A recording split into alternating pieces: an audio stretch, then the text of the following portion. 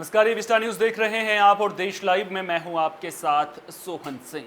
देश लाइव में सबसे पहले बात करेंगे महाराष्ट्र की, जहां सियासी भूचाल देखने को मिल रहा है। दरअसल केंद्रीय मंत्री नारायण राणे को पुलिस ने गिरफ्तार कर लिया है। उन्होंने मुख्यमंत्री उद्धव ठाकरे के खिलाफ थप्पड़ मारने को लेकर के एक बयान दिया था, जिसके बाद महाराष्ट्र की सियासत में भूचाल आ गया। नारायण राणे को रत्नागिरी पुलिस ने गिरफ्तार कर लिया है। नासिक के पुलिस आयुक्त दीपक पांडे ने सीएम उद्धव ठाकरे के खिलाफ उनके बयान के बाद उन्हें तत्काल गिरफ्तार करने का आदेश जारी किया था। इसके अलावा उनके खिलाफ महाराष्ट्र के उत्तरी शहर में प्राथमिकी दर्ज हुई थी, जिसके बाद इस तरह के आदेश दिए गए थे। लेकिन यहाँ पर बड़ा सवाल ये उठता है कि जो दो पार्टियां एक ही विचारधारा वाली हैं, वो किस तरह से एक दूसरे के दुश्मन बनकर उभर रही हैं। पहले दोनों पार्टियां साथ थी, दोस्ती थी, जो शिवसेना है वो एनडीए का हिस्सा थी, लेकिन उसके बाद दोनों एक दूसरे की विरोधी बनी और अब दुश्मन बनती हुई नजर आ रही हैं। आलम यह हो चुका है कि नारायण राणे के बयान पर भड़के शिवसेना के कार्यकर्ताओं ने जमकर हंगामा किया। दोनों पार्टियों के कार्यकर्ताओं के बीच टकराव और झड़प की स्थिति भी देखने को मिली। हालात संभालने के लिए बड़ी संख्या में पुलिसकर्मी तैनात भी किए गए। हालात बेकाबू हुए तो पुलिस को लाठीचार्ज करना पड़ा, जिसमें 2 पुलिस वालों के सिर पर चोट लगी है। नासिक में बीजेपी के दफ्तर पर पथराव किया गया तो सांगली में शिव सैनिकों ने नारायण राणे से जुड़े पोस्टर पर कालिक फेंकी। वहीं दादर में उन्हें मुर्गी चोर बताते हुए एक बैनर भी लगवा दिया गया। मामले को लेकर शिवसेना सांसद विनायक राउत ने प्रधानमंत्री नरेंद्र मोदी को चिट्ठी भी लिखी और ठाकरे पर केंद्रीय मंत्री की टिप्पणी को लेकर पीएम से उन्हें केंद्रीय मंत्री के पद से हटाने की मांग की है। आपको बता दें कि नारायण राणे रायगढ़ में जन आशीर्वाद यात्रा कर रहे थे। इस दौरान उन्होंने कहा था कि ये शर्मनाक है कि मुख्यमंत्री को ये नहीं पता कि आज़ादी को कितने साल हुए हैं। भाषण के दौरान वे पीछे मुड़कर इस बात को पूछते नजर आए थे। राणे ने कहा कि अगर मैं वहां होता तो उन्हें एक जोरदार थप्पड़ मारता। बता दें कि महाराष्ट्र के सीएम रह चुके राणे पहले शिवसेना में थे, बाद में वे कांग्रेस में गए और फिर 2019 में वे बीजेपी में शामिल हुए थे। लेकिन अब जो नारायण राणे हैं, उनकी मुश्किलें बढ़ती हुई नजर आ रही हैं और अब उनके खिलाफ पहले केस दर्ज किया गया था, जिसके बाद उन्हें गिरफ्तार कर लिया गया है।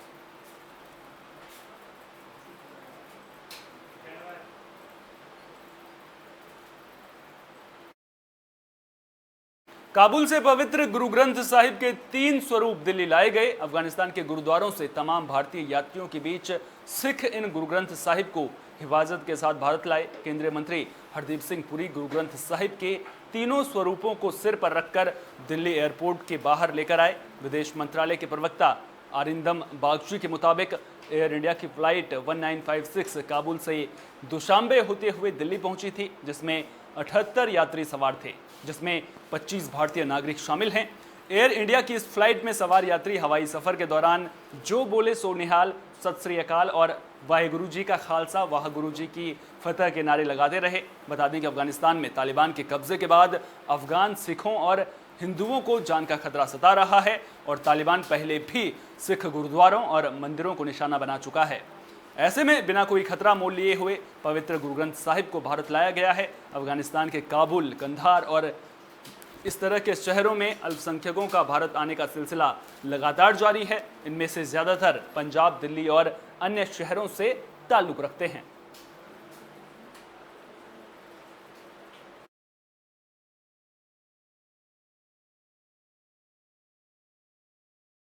आज अफगानिस्तान से गुरु ग्रंथ साहिब महाराज जी के 3 पावन स्वरूप और 46 अफगानिस्तान के रेजिडेंट हिंदू और सिख भाई जो हमारे हैं, उनको इवैक्यूएट किया जा रहा है भारत सरकार के द्वारा। ये हमारे लिए एक बहुत बड़ी राहत है। कल 24 लोग आए थे, जिसमें 2 मेंबर पार्लियामेंट भी थे और ये एक ऐसी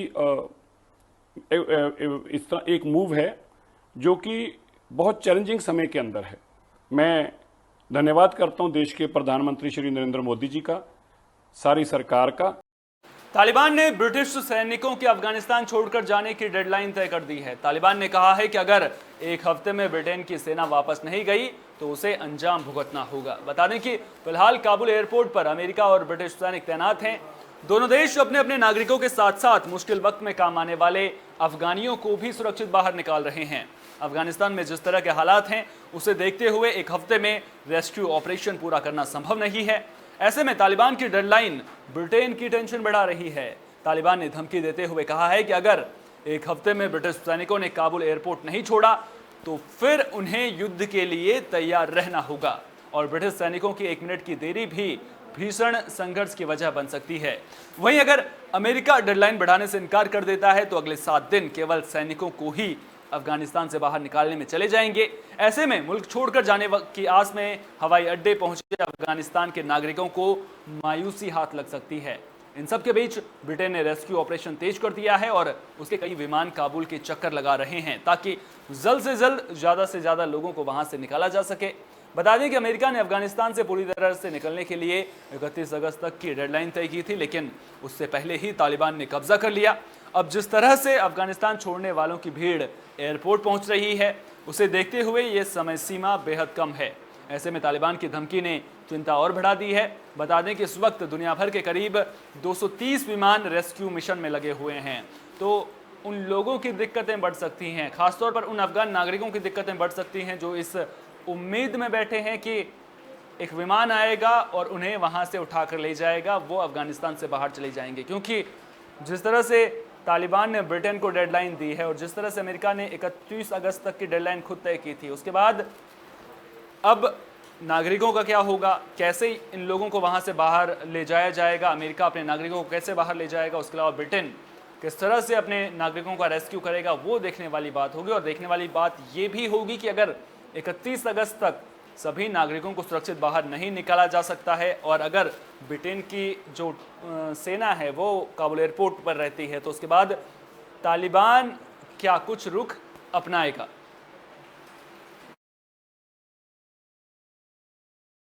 तालिबान राज में अफगानिस्तान के नागरिकों की जिंदगी जहन्नुम होने वाली है। तालिबान ने महिलाओं को नेल पॉलिश के इस्तेमाल से दूर रहने की हिदायत दी है। साथ ही कहा है कि अगर महिलाओं ने नेल पॉलिश लगाई तो उनकी उंगलियां काट दी जाएंगी। वहीं युवाओं के जीन्स पहनने से भी तालिबान को परेशानी है। भले ही तालिबान खुद को बदला हुआ बता रहा है, लेकिन वो अभी भी पुरानी मानसिकता से ग्रस्त है। हाल ही में जीन्स पहनने पर कुछ युवाओं की बेरहमी से पिटाई कर दी गई थी। एक अफगानी बच्चे ने बताया कि वो और उसके दोस्त जीन्स पहनकर कहीं जा रहे थे, तभी सामने से आ रहे तालिबान के लड़ाकों ने उन्हें रोक लिया और जीन्स को इस्लाम का अनादर बताते हुए पहले उनकी पिटाई की, फिर बंदूक दिखाकर उन्हें दोबारा गलती ना दोहराने की धमकी दे डाली। एक अफगानी न्यूज़पेपर ने भी घटना की पुष्टि की है। अखबार के एक पत्रकार की भी पारंपरिक अफगानी पोशाक न पहनने पर तालिबान के लड़ाकों ने पिटाई कर दी थी। महिलाओं के नेल पॉलिश पर पाबंदी के अलावा उनके हील वाले सैंडल पहनने पर भी पाबंदी लगाई गई है ताकि उनके कदमों की आहट भी कोई अजनबी ना सुन पाए। तालिबान के लड़ाके घूम घूम कर लोगों को डरा रहे हैं। इतना ही नहीं, कई लड़कियों को अगवा कर दूसरे मुल्कों में भेजा जा चुका है, जबकि कुछ की जबरन आतंकियों से शादी रचाई गई है। बता दें कि जब 1998 में तालिबान का शासन था, तब भी तालिबान ने ऐसे ही जुल्म किया था। यही वजह है कि अफगानिस्तान की जो महिलाएं हैं, उनमें से ज़्यादातर अफगानिस्तान छोड़कर भागना चाहती हैं। तो लोग परेशान हैं तालिबान के तुगलकी फरमानों से। किस तरह से तालिबान अपनी आदेश जारी कर रहा है, किस तरह से महिलाओं को लेकर के बर्बरता दिखा रहा है। इतना ही नहीं, जो युवा हैं उनके जीन्स पहनने पर भी रोक लगा रहा है। तो ऐसे में आप खुद समझ सकते हैं कि भले ही तालिबान बदलने का दावा कर रहा है, लेकिन जो उसकी पुरानी मानसिकता है वो अभी तक नहीं बदली है। और जब तक मानसिकता नहीं बदलेगी तब तक तालिबान कैसे बदलेगा, ये अपने आप में बड़ा सवाल है। देश लाइव में फिलहाल के लिए इतना ही। देश दुनिया की तमाम अहम खबरों के लिए आप देखते रहिए B-Star न्यूज़। मुझे दीजिए इजाजत। नमस्कार।